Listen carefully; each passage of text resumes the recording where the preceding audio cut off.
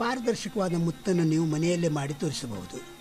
ಇದಕ್ಕಾಗಿ ಅಡಿಗೆ ಮಾಡುವ ಬರ್ನರು, ಒಂದು ಚಮಚೆ, ನೀರು ಹಾಗೂ ಡ್ರಾಪರ್ ಬೇಕಾಗುವು. ಉಕ್ಕಿನ ಚಮಚೆಯನ್ನು ಬರ್ನರದ ಉರಿಯ ಮೇಲೆ ಹಿಡಿದು ಸ್ವಲ್ಪ ವೇಳೆ ಕಾಯಿಸಿ. ಇದರಲ್ಲಿ ಡ್ರಾಪರ್ದಿಂದ 4-6 ಹನಿ ನೀರು ಬಿಡಿಯುವುದು.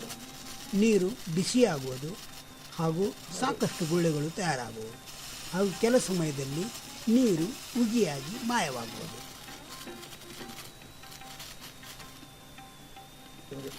ನೀರು ಕಾಯಿಸಿದಾಗ ಸಾಮಾನ್ಯವಾಗಿ ಇದೇ ರೀತಿಯಾಗುವುದು. ಚಮಚೆಯ ತುದಿಯನ್ನು ಕಾಯ್ದಿದ್ದರೆ ವಸ್ತುದಲ್ಲಿಟ್ಟು ಹಿಡಿಯಿರಿ. ನೀರು ಉಗಿಯಾಗಿ ಮಾಯವಾದ ಮೇಲೆ ಕೂಡ ಚಮಚೆಯನ್ನು 1-2 ನಿಮಿಷದವರೆಗೆ ಕಾಯಿಸಿ. ಕಾಯಿಸಿದಂತೆ ಅದರಲ್ಲಿಯ ಉಷ್ಣತೆ ಹೆಚ್ಚುವುದು. ಈಗ ಇನ್ನೊಮ್ಮೆ 1 ಹನಿ ನೀರು ಬಿಡಿ. ಈ ನೀರಿನ ಹನಿ ಮುತ್ತಾಗಿ ಹೊಯ್ದಾಡತೊಡಗುವುದು. ಇನ್ನಷ್ಟು ಹನಿ ಬಿಟ್ಟಾಗಲೂ ಮುತ್ತು ದೊಡ್ಡದಾಗಿ ಹೋಗುವುದು. ಚಮಚೆಯು ಹೆಚ್ಚು ಉಷ್ಣತೆಯಿಂದಾಗಿ ಹನಿಗೆ ಉಗಿಯ ಕವಚ ತಯಾರಾಗುವುದು. ಹೀಗಾಗಿ ಅದು ಮುತ್ತಿನಂತೆ ತೇಲ್ತೊಡಗುವುದು.